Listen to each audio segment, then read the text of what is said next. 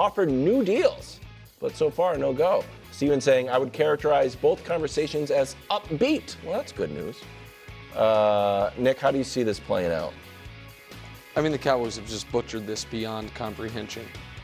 If they want them both back, they've butchered this. Because I want to show you the 5 highest paid receivers on an average annual value basis. And guess what? The only name on that list 5 months ago was Tyreek. So the market has been reset. What about quarterbacks? How's that market going? The 5 highest paid quarterbacks. The only name on that list was Burrow. So if you actually wanted CeeDee and Dak back, and you knew it, then waiting for more leaves to fall, as the Cowboys put it, has only cost them massively. Because maybe, I don't think it would have worked, maybe they had an argument, Joe Burrow's been to a Super Bowl. That argument goes away when Trevor's alongside him. Maybe you have an argument about, okay, you want CeeDee, you want to be the highest paid receiver. Okay, Tyreek makes 30, we can give you 30. But when AJ gets 32, and then Justin Jefferson gets 35, you've blown it. And so what I see happening, Brew, is I think CeeDee's getting a deal and Dak is not.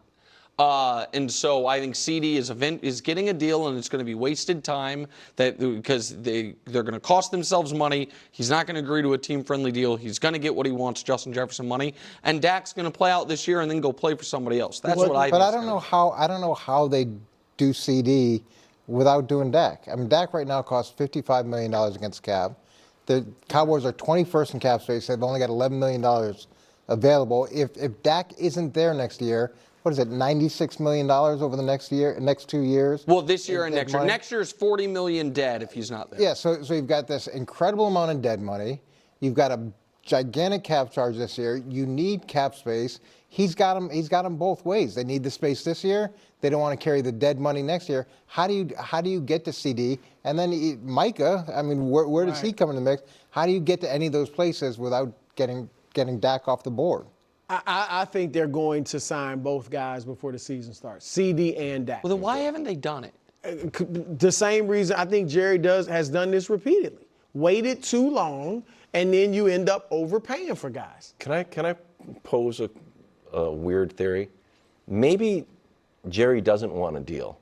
Maybe Jerry wants to be the guy who gives out these massive contracts. I've got a massive stadium. I've got a massive billboard. Remember he wanted to pay Zeke all like. Well, why haven't they done that yet? Maybe we've all misinterpreted the leaves to fall. He's like, yeah, you know what? I want my guys to be the highest paid. I'm trying to come up with a reasonable theory of like, you know what? I want to spend on my guys and reward my guys. $60 million right now and probably get it done. I think they are skeptical about paying Dak, and I think CeeDee is the Justin Jefferson thing screwed him up a bit. If there was going to be a player to trade of Dak, CeeDee, and Micah, Dak has a no trade clause, so you don't even have the choice there. CeeDee, there's precedent for trading the wide receiver before the big second deal. We've seen a bunch of teams do it. But that time would have been before the draft. Yeah. And the thing with Micah's the draft class after CeeDee, so theoretically you have an extra year, you know what I mean, to get Micah's done. Micah's just been playing for 3 years, CeeDee for 4. CeeDee's going to get done, I believe. I think Dak, they have real reservations about whether or not they can win a Super Bowl with Dak Prescott as their quarterback because they know they're not going to have more talent than they did this past year. And this past year, he played his worst game of the season in the biggest spot of the season. That's why I don't think they have the deal. So you think the offer on the table that they had was a deal that they knew he wouldn't take? Well, I do agree that there's probably reservations about Dak, and they probably thought, okay, we're in the final year with the head coach, we're in the final year with the quarterback, we can play this hand out and see where it goes, not anticipating that CeeDee would potentially hold out and force their hand. So this could have changed the whole complexion of things by the fact that he's saying, I'm not sure, I'm not gonna perform unless I get paid. They might have thought, okay, we can go as is, play out the year, and then reset the clock next year. But now that's changed because of CeeDee's perspective on it. Okay, go ahead. You want to go? No, go ahead. This is our Brew tee up. Yeah, no, I know. Go ahead. Okay. Finally, Brew, this story popped up Last We week, tried to FaceTime you. You didn't. yeah, you were on vacation. phone was Our off. immediate reaction was, I wish Brew heard this, so we brought it back. Jerry Jones on dealing with critiques. I realize all the criticism and I understand it. As a matter of fact, I try to stir it up. And I have since I got here. That's good. Be relevant. It works. That's the John Machota. Brew, your reaction.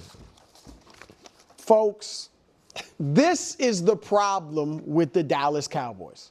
The problem is not personnel. They got great personnel. True. The problem is not an eye for talent. I'll give Stephen Jones and those guys credit. They draft well. The problem is that their priorities are out of order. The goal, he just said it. It works. How does it work when you haven't won a Super Bowl in what? Nearly 30 years. But it works because they are relevant. And the goal of the Cowboys, and I've been saying it from the rooftops, finally people are starting to catch on. The goal for the Cowboys is to be in the news, Yep. to be discussed on FS1 and ESPN and all the networks in the A block, all right, to be relevant, because that's working. That is working like crazy. But in football, it is not working, all right? And so for him to say it works shows you that is proof, Exhibit A, that what number one priority is to be relevant and to be discussed and talked about, and the number two is football. And I've been saying that forever. So you want a grade? Yes, please. Well, here's a few hints. It's Jerry Jones's fault that they have not won a Super Bowl Gotcha. in 30 His years. fault. Got it. The Cowboys have foolhardy priorities. Okay. And the Cowboys finally are fake and fraudulent contenders. That leaves an F. That's the only grade I can give this quote. Training camp. Because it ain't about being a drama or a soap opera, Jerry Jones. It's about winning football games. Also an F. So it doesn't work. Yeah, there's an F for that too.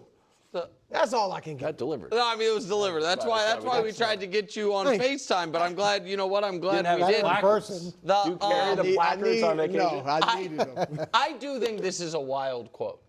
And I thought it when we've heard it on Friday, which is Jerry just flatly saying, yeah, because, I mean, Brew, as much as it pains me to say, is correct about this. He says it all the time. You Oh, proceeded with it. Yeah. Happens a lot. That Jerry is, you know, saying on Twitter, they would be like, he's saying the quiet part out loud. Tries to stir it up, tries to be relevant. And that the marketing and it does work in this regard. They're worth $9 billion. They're the most valuable team, according to Forbes, in American sports. More than the Yankees, more than the Lakers, more than the Patriots, who have 6 Super Bowls, more than the Chiefs, who soon have 9 or 10. And so it works. What is, I think, dispiriting for Cowboys fans, Coach, is this. Despite that valuation, this year, going into this season, the Cowboys are dead last in cash spending in the NFL. So it's a lot, you know, there's not a lot of trickle down in the Cowboys' economics. There's still a lot of, you know, up at the top, the franchise worth a lot, but it's not like he can be like, I do all this because then I can spend more money on the players because I make more money. That, up to this point, has not been how they've been doing business as of late.